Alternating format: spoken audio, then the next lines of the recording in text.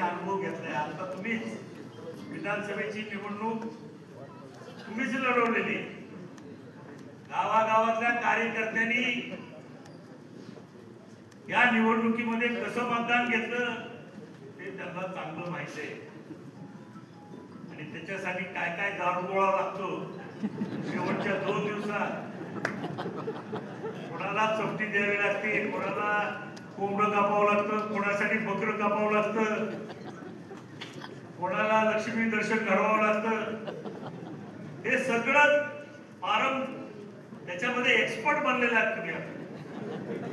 माझ्या अनेक निवडणुका तुम्हीच लढवलेल्या. त्याच्यामुळे आता हे जे काही आपल्याला अनुभव आपण घेतलेला आहे, आपल्याकडे जे एक्सपर्टाईज झालेले तयार, त्याचा वापर आपल्याला या निवडणुकीमध्ये सुद्धा करावा लागणार आहे. आणि म्हणून उमेदवारांनी इच्छुक बनताना आपल्याकडे काय दारुगोळा उपलब्ध आहे याची सुद्धा माहिती आम्हाला द्यावी लागणार आहे.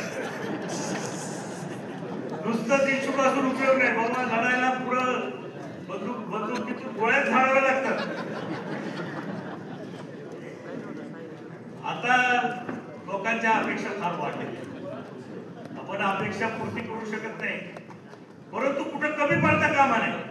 समोरचा माणूस जर 100 रुपये खर्च करणार असेल तर आपण 100 रुपये खर्च करण्याची तयारी केली. एवढंच माझं म्हणण्याचं मत आहे.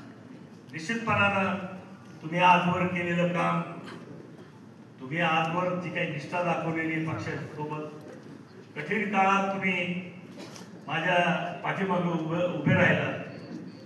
मला तर प्रचार करताना विजयराजे तर वेगळाच प्रचार होता. आमचे विरोधक म्हणायचे दादा 4 नंबरला आहे का 3 नंबरला आहे ह्याच्याबद्दल चर्चा करतो. आम्ही एकातही नव्हतो, दोनातही नव्हतो. मी म्हणलं काय प्रचार आहे बाबा. ही एक पद्धत होती ती प्रचार करण्याची. आपल्या कार्यकर्त्याला गारद करायची ही पद्धत होती, बाकी काही नव्हती. पण कार्यकर्ते ठाम राहिले शेवट. त्याच्यामुळे त्या प्रचाराचा काही उपयोग झाला नाही. आणि मतदारांनी कोण नंबर 1 ला आहे हे दाखवून दिलं मतदारांना. त्याच्यामुळे आपण निवडणूक जिंकली. त्याच पद्धतीनं जशी मी तर म्हणेल विधानसभेपेक्षा सुद्धा 4 पट अधिक वेगानं, क्षमतेनं आता आपल्याला काम करायचं. जेवढं विधानसभेला कष्ट घेतले त्याच्या 4 पटीनं कष्ट आपल्याला घ्यायचे.